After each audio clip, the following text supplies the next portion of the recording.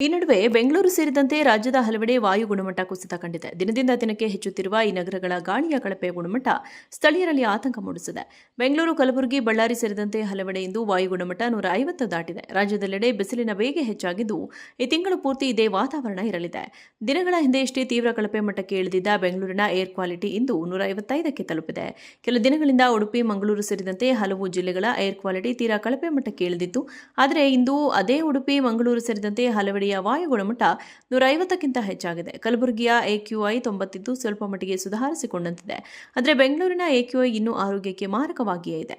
ಕಳೆದ ಕೆಲ ದಿನಗಳಿಗೆ ಹೋಲಿಸಿದರೆ ಅಂಕಿಗಳಲ್ಲಿ ಸಣ್ಣ ಏರುಪೇರು ಕಂಡರೂ WHO ಮಾನದಂಡಗಳ ಪ್ರಕಾರ ಈ ಮಟ್ಟದ ಗಾಳಿಯ ಗುಣಮಟ್ಟ ಆರೋಗ್ಯಕ್ಕೆ ಹಾನಿಕಾರಕವಾಗಿಯೇ ಉಳಿದಿದೆ. ಈ ನಡುವೆ ಬೆಂಗಳೂರು ಸೇರಿದಂತೆ ರಾಜ್ಯದ ಹಲವೆಡೆ ವಾಯು ಗುಣಮಟ್ಟ ಕುಸಿತ ಕಂಡಿದೆ. ದಿನದಿಂದ ದಿನಕ್ಕೆ ಹೆಚ್ಚುತ್ತಿರುವ ಈ ನಗರಗಳ ಗಾಳಿಯ ಕಳಪೆ ಗುಣಮಟ್ಟ ಸ್ಥಳೀಯರಲ್ಲಿ ಆತಂಕ ಮೂಡಿಸಿದೆ. ಬೆಂಗಳೂರು, ಕಲಬುರಗಿ, ಬಳ್ಳಾರಿ ಸೇರಿದಂತೆ ಹಲವೆಡೆ ಇಂದು ವಾಯು ಗುಣಮಟ್ಟ 150 ದಾಟಿದೆ. ರಾಜ್ಯದೆಲ್ಲೆಡೆ ಬಿಸಿಲಿನ ವೇಗ ಹೆಚ್ಚಾಗಿದ್ದು, ಈ ತಿಂಗಳು ಪೂರ್ತಿ ಇದೇ ವಾತಾವರಣ ಇರಲಿದೆ. ದಿನಗಳ ಹಿಂದೆಯಷ್ಟೇ ತೀವ್ರ ಕಳಪೆ ಮಟ್ಟಕ್ಕೆ ಇಳಿದಿದ್ದ ಬೆಂಗಳೂರಿನ ಏರ್ ಕ್ವಾಲಿಟಿ ಇಂದು 155ಕ್ಕೆ ತಲುಪಿದೆ. ಕೆಲ ದಿನಗಳಿಂದ ಉಡುಪಿ, ಮಂಗಳೂರು ಸೇರಿದಂತೆ ಹಲವು ಜಿಲ್ಲೆಗಳ ಏರ್ ಕ್ವಾಲಿಟಿ ತೀರಾ ಕಳಪೆ ಮಟ್ಟಕ್ಕೆ ಇಳಿದಿತ್ತು.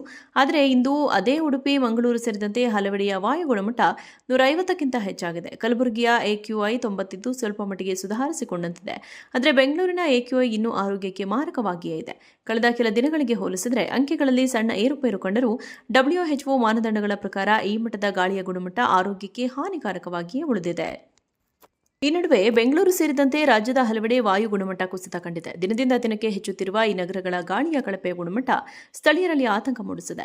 ಬೆಂಗಳೂರು, ಕಲಬುರಗಿ, ಬಳ್ಳಾರಿ ಸೇರಿದಂತೆ ಹಲವೆಡೆ ಇಂದು ವಾಯು ಗುಣಮಟ್ಟ 150 ದಾಟಿದೆ. ರಾಜ್ಯದೆಲ್ಲೆಡೆ ಬಿಸಿಲಿನ ವೇಗ ಹೆಚ್ಚಾಗಿದ್ದು, ಈ ತಿಂಗಳು ಪೂರ್ತಿ ಇದೇ ವಾತಾವರಣ ಇರಲಿದೆ.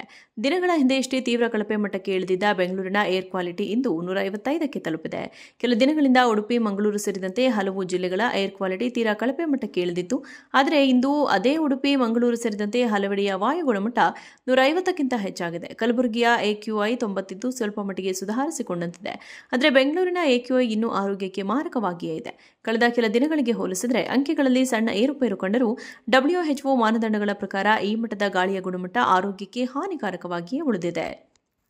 ಈ ನಡುವೆ ಬೆಂಗಳೂರು ಸೇರಿದಂತೆ ರಾಜ್ಯದ ಹಲವೆಡೆ ವಾಯು ಗುಣಮಟ್ಟ ಕುಸಿತ ಕಂಡಿದೆ. ದಿನದಿಂದ ದಿನಕ್ಕೆ ಹೆಚ್ಚುತ್ತಿರುವ ಈ ನಗರಗಳ ಗಾಳಿಯ ಕಳಪೆ ಗುಣಮಟ್ಟ ಸ್ಥಳೀಯರಲ್ಲಿ ಆತಂಕ ಮೂಡಿಸಿದೆ.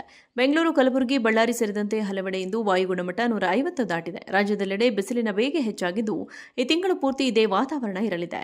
ದಿನಗಳ ಹಿಂದೆಯಷ್ಟೇ ತೀವ್ರ ಕಳಪೆ ಮಟ್ಟಕ್ಕೆ ಇಳಿದಿದ್ದ ಬೆಂಗಳೂರಿನ ಏರ್ ಕ್ವಾಲಿಟಿ ಇಂದು 155ಕ್ಕೆ ತಲುಪಿದೆ.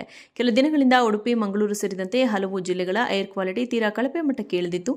ಆದರೆ ಇಂದು ಅದೇ ಉಡುಪಿ, ಮಂಗಳೂರು ಸೇರಿದಂತೆ ಹಲವೆಡೆ ವಾಯು ಗುಣಮಟ್ಟ 150ಕ್ಕಿಂತ ಹೆಚ್ಚಾಗಿದೆ. ಕಲಬುರಗಿಯ AQI 90 ಇದ್ದು ಸ್ವಲ್ಪ ಮಟ್ಟಿಗೆ ಸುಧಾರಿಸಿಕೊಂಡಂತಿದೆ. ಆದರೆ ಬೆಂಗಳೂರಿನ AQI ಇನ್ನೂ ಆರೋಗ್ಯಕ್ಕೆ ಮಾರಕವಾಗಿಯೇ ಇದೆ. ಕಳೆದ ಕೆಲ ದಿನಗಳಿಗೆ ಹೋಲಿಸಿದರೆ ಅಂಕಿಗಳಲ್ಲಿ ಸಣ್ಣ ಏರುಪೇರು ಕಂಡರೂ WHO ಮಾನದಂಡಗಳ ಪ್ರಕಾರ ಈ ಮಟ್ಟದ ಗಾಳಿಯ ಗುಣಮಟ್ಟ ಆರೋಗ್ಯಕ್ಕೆ ಹಾನಿಕಾರಕವಾಗಿಯೇ ಉಳಿದಿದೆ.